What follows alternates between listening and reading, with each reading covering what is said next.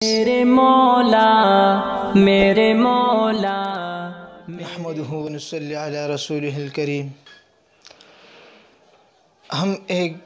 غلط عقیدے کے بارے میں جو آج کل عوام کے بارے میں مشہور ہے، عوام کے ذہنوں میں یہ بات ہے کہ اگر جیب میں پیسے ہو اور پیسے خرچ کرنا ہو یا کوئی چیز لینا ہو تو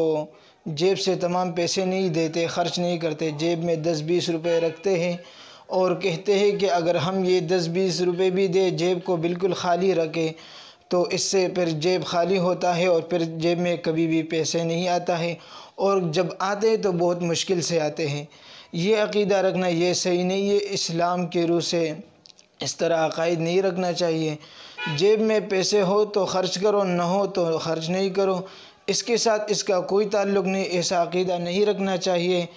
اور جب جیب میں پیسے ہو تو کچھ صدقہ کرو اللہ کے راستے میں، کسی فقیر مسکین غریب آدمی کو دے دو، کسی مدرسے میں دے دو، مسجد میں دے دو،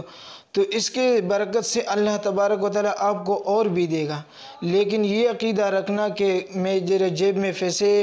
یہ جتنے پیسے ہیں اس سب کو میں خرچ کروں